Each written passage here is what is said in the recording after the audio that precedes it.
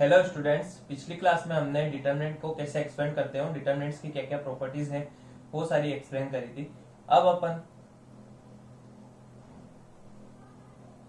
Hello students, पिछली class में हमने डिटरमिनेंट को कैसे एक्सपेंड करते हैं और उसकी क्या क्या प्रॉपर्टी होती है ये सीखा था। अब हम उसकी प्रॉपर्टी पे बेस कुछ एग्जांपल देख रहे हैं। तो जैसे फर्स्ट एग्जांपल है मेरे पास, मेरे को इस डिटरमिनेंट की वैल्यू को इसके इक्वल प्रूव करना है। तो देखते हैं अपन कैसे करते हैं, प्रॉपर्टी का यूज वगैरह करेंगे अपन। तो इसमें सबसे पहले मैं देखता हूँ कि ए प्लस बी प्लस सी जो है एक फैक्टर दिख रहा है मेरे को। तो मैं यहाँ पे ए प्लस बी प्लस सी किसी तरीके से क्रिएट कर दूं तो वो कॉमन आ जाएगा, तो एक फैक्टर मिल जाएगा। तो उसके लिए मैं क्या कर रहा हूँ, R1 goes to R1 plus R2 plus R3 कर रहा हूँ। ऐसा क्यों कर रहे हैं, अगर R1 में R2 और R3 दोनों को ऐड करके लिख देंगे तो यहाँ पे जो क्रिएट होगा वो होगा ए प्लस बी प्लस सी, यहाँ पे भी जो क्रिएट होगा वो होगा ए प्लस बी प्लस सी, और सेम यहाँ पे भी ए प्लस बी प्लस सी क्रिएट होगा। तो वो पूरे फर्स्ट रो में से कॉमन आ जाएगा। देखते हैं फिर, ए plus B plus C, A plus B plus C, A plus B plus सी। बाकी दो रो में कोई ऑपरेशन नहीं लगाया तो वो सेम ही रहेगी, बी सी ए बी।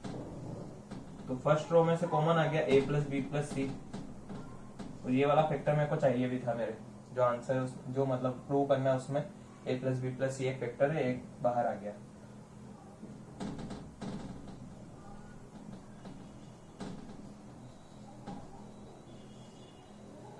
अब अपन किसी भी तरीके से दो जीरो क्रिएट कर दे, क्योंकि तीन यहाँ पे जो फर्स्ट रो में 3 1 बन गए, तो मैं यहाँ पे इजीली 2 जीरो क्रिएट कर दूंगा। 2 जीरो क्रिएट करने से क्या फायदा होगा, क्योंकि उनके जब कोफैक्टर से मल्टीप्लाई कर दूंगा तो पूरी वैल्यू 0 हो जाएगी। तो देखते हैं कैसे क्रिएट कर सकते हैं अपन 2 जीरो यहाँ पे। अगर मैं C1 को C2 को C1 में से माइनस करके C1 की जगह लिख दूं, एंड C3 में भी यही ऑपरेशन लगा दूं, C3 माइनस C2, मतलब मैंने C2 को C1 में से माइनस कर दिया और C3 में से भी माइनस कर दिया। तो ये कैसा बन जाएगा, a प्लस बी प्लस सी बाहर है, तो C1 माइनस C2, तो यहाँ पर तो 0 आ जाएगा। यहाँ पे आएगा b माइनस सी, और यहाँ पे आएगा c माइनस ए। ऐसे ही C3 में क्या होगा, C3 में से भी C2 माइनस करना है, तो यहाँ पे 0 आ जाएगा। फिर a माइनस सी, और फिर b माइनस ए। C2 में मैंने कोई ऑपरेशन नहीं लगाया है तो वो एज इट इज रहेगा 1 c a। अब 2 जीरो बन गए तो अब इसको एक्सपेंड कर देते हैं अपन, a plus B plus C. First row के अबाउट एक्सपेंड कर रहा हूं मैं, तो इसका कोफैक्टर से मल्टीप्लाई करूंगा तो 0 हो, फिर माइनस आएगा 1 इंटू बी माइनस सी इंटू बी माइनस ए इंटू बी माइनस ए माइनस सी माइनस ए इंटू ए माइनस सी।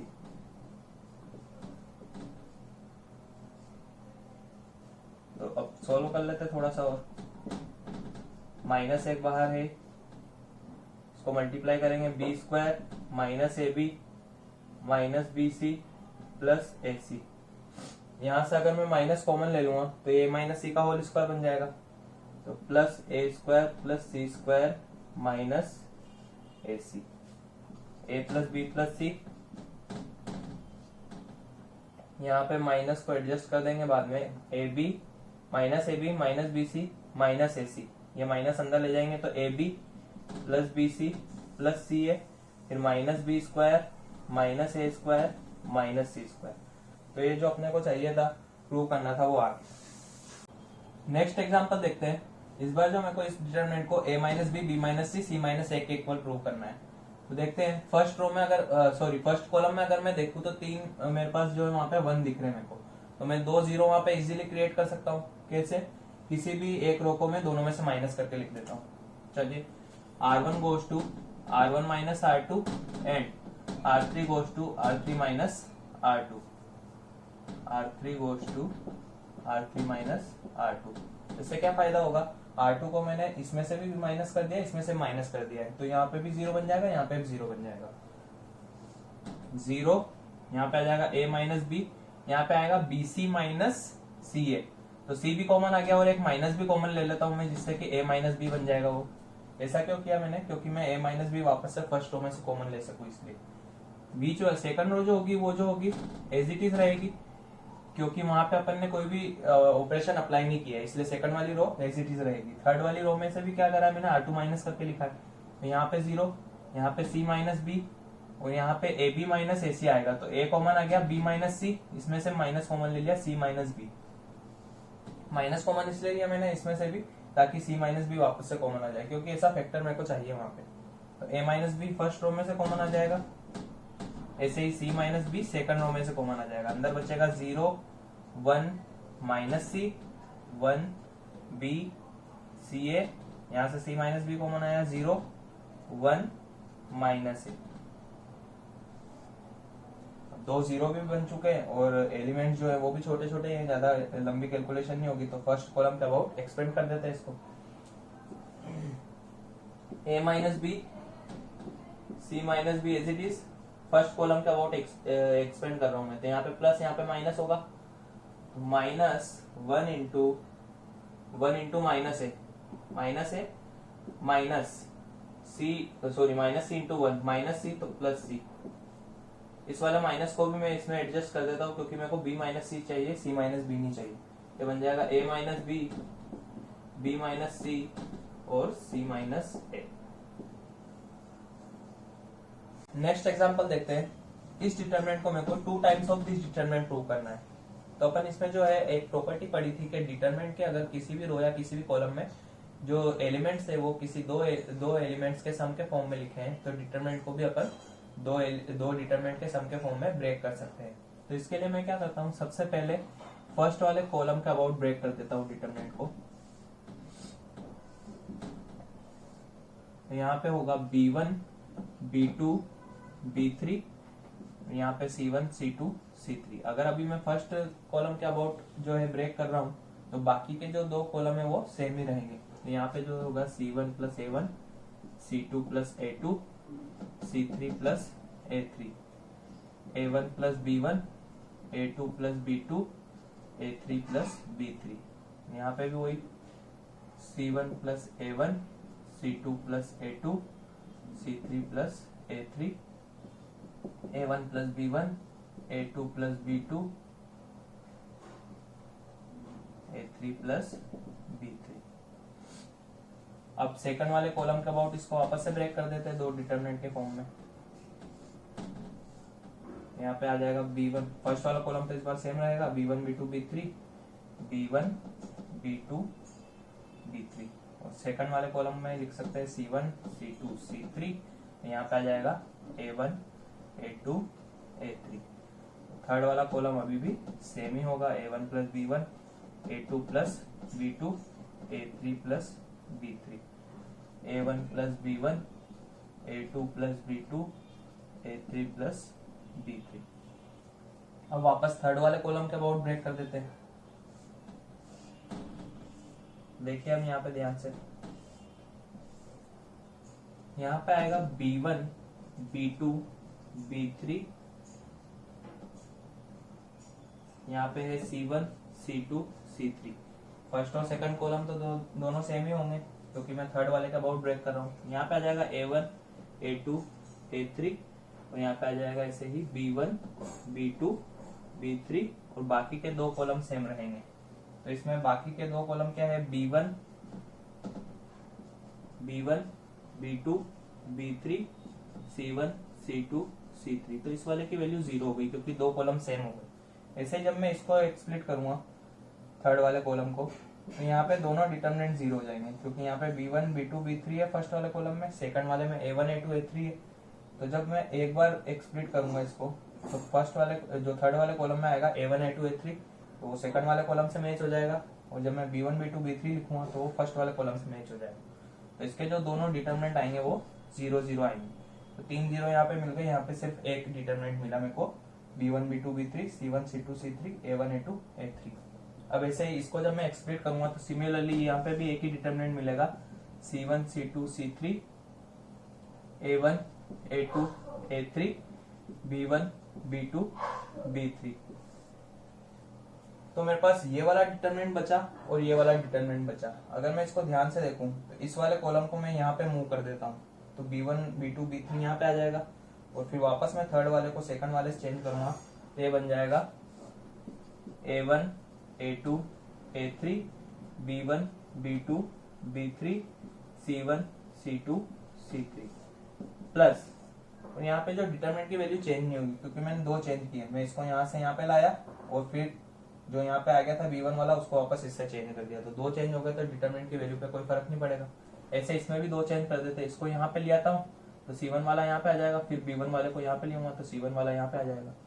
A1 A2 A3 B1 B2 B3 C1 C2 C3, और अभी भी डिटरमिनेंट की वैल्यू जो इसमें भी चेंज नहीं होगी क्योंकि मैंने दो ऑपरेशन किए।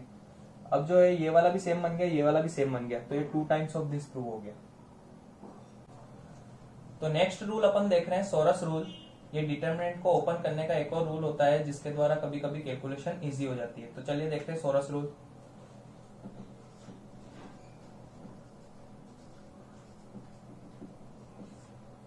जैसे मेरे पास एक डिटरमिनेंट है A B C D E F G H I, इसको मेरे को ओपन करने की एक टेक्निक तो पता है, या तो मैं किसी भी रो के अबाउट एक्सपेंड कर दूंगा या फिर किसी भी कॉलम के अबाउट एक्सपेंड कर दूंगा। एक और रूल है सोरस रूल, उसमें क्या करते हैं अपन फर्स्ट थर्ड जो कॉलम है उसको एज इट इज रखते हैं, बाकी के दो कॉलम जो है इसके आगे पेस्ट कर देते हैं A D G B E H। फिर मेरे को 3 बॉक्स बनाना है। फर्स्ट 3 जो बनाऊंगा मैं वो बनाऊंगा लेफ्ट टू राइट,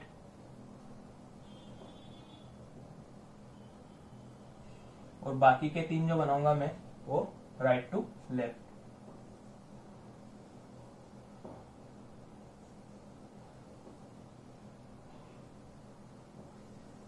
अब डिटरमिनेंट की जो वैल्यू होती है वो इन तीनों का मल्टीप्लीकेशन का सम माइनस इन तीनों के मल्टीप्लीकेशन का सम।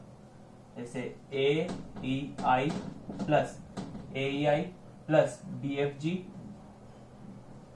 प्लस C D H, इनका सम इसमें से माइनस करना है C E G plus A F H plus B D I।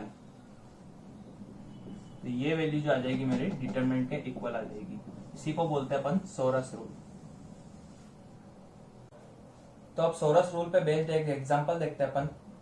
If a determinant of 3 cross 3 has elements either 1 और -1, find maximum and minimum value of determinant. तो इसमें सवाल ये पूछा अपने से कि एक डिटरमिनेंट है 3 क्रॉस 3 का और उसके जितने भी एलिमेंट्स है वो या तो 1 है या -1 है, तो डिटरमिनेंट की मैक्सिमम वैल्यू क्या हो सकती है और मिनिमम वैल्यू क्या हो सकती है। तो इसको अपन सोरस रूल से करेंगे तो काफी इजी होगा, देखते हैं कैसे होगा।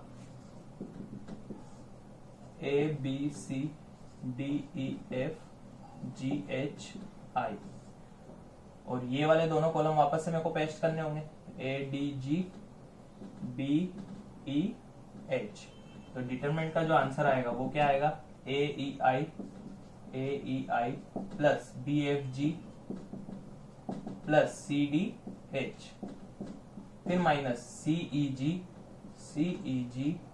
Plus A F H plus B D I। तो ये डिटरमिनेंट की वैल्यू है और इसी को मेरे को मैक्सिमम और मिनिमम निकालना है। तो मैं देख सकता हूँ कि ये जो 3 वाले पेयर लिखे हुए हैं ये भी हमेशा 1 होंगे या तो -1 होंगे, क्योंकि ये तीनों एलिमेंट जो है A E I वो या तो 1 है या -1 है, तो इनका प्रोडक्ट भी हमेशा या तो 1 आएगा या फिर -1 आएगा। ऐसे जितने पेयर लिखे हुए 3 वाले वो हमेशा या तो 1 होंगे या -1 होंगे। एक और खास बात क्या है इसमें, जो 9 एलिमेंट्स यहाँ पे लिखे हुए हैं वो ही 9 एलिमेंट्स यहाँ पे भी है, बस उनके ऑर्डर चेंज है। तो जब भी मैं इधर का प्रोडक्ट करूंगा एलिमेंट्स का और इधर के एलिमेंट्स का प्रोडक्ट करूंगा तो वो प्रोडक्ट भी सेम आना चाहिए। तो मैक्सिमम डिटरमिनेंट के लिए मेरे दिमाग में आया कि मैं यहाँ पे इसको 1 रख देता हूँ, 1 रख देता हूँ, 1 रख देता हूँ, बाकी तीनों को -1, क्योंकि मेरे को 6 मिल जाएगा डिटरमिनेंट इस केस में। -3 और एक माइनस आगे है तो ये भी 3 बन गया, ये भी 3, 6 आ गया। लेकिन ऐसा पॉसिबल नहीं है क्योंकि यहाँ पे जब प्रोडक्ट करूंगा मैं एलिमेंट्स का तो 1 आएगा और यहाँ पे एलिमेंट्स का जब मैं प्रोडक्ट करूंगा तो -1 आएगा, तो ये वाला केस तो नहीं होगा। तो 3 -1 तो हो नहीं सकते, 2 -1 रख के देख लेते हैं। तो इस वाले केस में डिटरमिनेंट कितना आएगा, ये वाला तो इससे कैंसिल हो जाएगा, -, +1 +3। इस वाले केस में डिटरमिनेंट जो आएगा मैक्सिमम जो आएगा वो 4 ही होगा, इससे ज्यादा डिटरमिनेंट नहीं होगा, क्योंकि 6 वाला केस में नेग्लेक्ट कर चुका हूँ, क्योंकि मेरे को पता है कि प्रोडक्ट जो होना चाहिए वो भी सेम आना चाहिए। इस वाले केस में प्रोडक्ट देखते हैं, इस वाले केस में जो प्रोडक्ट आ रहा है एलिमेंट्स का वो 1 ही आएगा, 1 इंटू 1 इंटू 1। और इस यहाँ पे अगर मैं देखूं तो -1 इंटू -1, 1 इंटू 1, तो इस वाले में भी जो प्रोडक्ट आ रहा है एलिमेंट्स का, इस वाले केस में भी वो भी 1 आ रहा है। तो मैक्सिमम वैल्यू जो आएगी वो आएगी 4। अब ऐसे ही अगर मिनिमम वैल्यू देखूं मैं, तो मिनिमम वैल्यू के लिए वही इन तीनों को -1 कर देता हूं, तो इससे क्या मिल जाएगा मेरे को डिटरमिनेंट -3 -3 -6। लेकिन ऐसा पॉसिबल है क्या? जब मैं इधर प्रोडक्ट देखूंगा एलिमेंट्स का तो इधर -1 आएगा और इधर 1 आएगा, तो ये वाला केस पॉसिबल नहीं होगा यहाँ पे भी। तो एक काम करते हैं, यहाँ पे 2 -1 रख देते हैं, बाकी यहाँ पे प्लस रख देते हैं। तो इस केस में डिटरमिनेंट कितना आएगा देखते हैं निकाल के। -1 और ये वाला 1 तो कैंसिल हो जाएगा, एक -1 इससे कैंसिल हो जाएगा, यहाँ पे -1 और फिर -3। तो जो मिनिमम आएगा वो कितना आएगा,